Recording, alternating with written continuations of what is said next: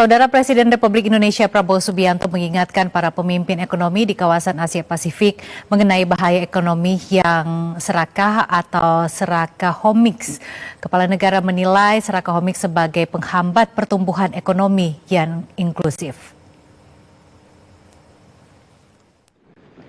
Presiden Republik Indonesia Prabowo Subianto menyampaikan di hadapan para pemimpin ekonomi dunia mengenai bahaya ekonomi yang serakah atau serakahomics yang menurutnya menjadi penghambat utama pertumbuhan sejati dan merusak keadilan. Pesan itu disampaikan dalam pidatonya pada pertemuan para pemimpin ekonomi APEC atau APEC Economic Leaders Meeting atau AELM di Gyeongju, Korea Selatan pada Jumat 31 Oktober 2025 waktu setempat. Dalam forum yang dihadiri para kepala negara dan pemerintahan dari 21 ekonomi anggota APEC, Presiden Prabowo menegaskan bahwa dunia kini tengah menghadapi ancaman yang tidak hanya bersifat ekonomi, tetapi juga moral dan sosial, yaitu keserakahan yang menjelma dalam bentuk korupsi, penyelundupan penipuan, dan ekonomi gelap lintas negara. Presiden Prabowo mengaku prihatin terhadap meningkatnya ketegangan global dan menurunnya rasa saling percaya di antara negara-negara di dunia yang membahayakan stabilitas ekonomi.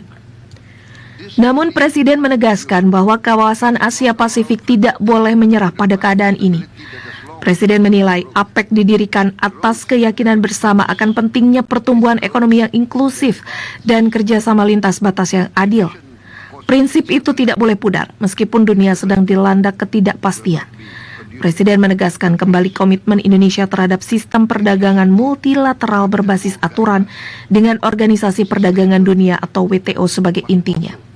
Pertumbuhan ekonomi yang menyingkirkan sebagian pihak hanya akan melahirkan ketimpangan dan potensi konflik. Oleh karena itu, Presiden Prabowo menekankan bahwa inklusivitas dan keberlanjutan harus menjadi pedoman bersama dalam pembangunan ekonomi global. Presiden mengingatkan bahwa negara-negara APEC harus memastikan manfaat perdagangan dan investasi dapat dirasakan oleh seluruh lapisan masyarakat. Kolaborasi publik swasta di kawasan juga harus berorientasi pada kerjasama yang berpusat pada manusia atau people-centered cooperation and economy, bukan pada segelintir elit.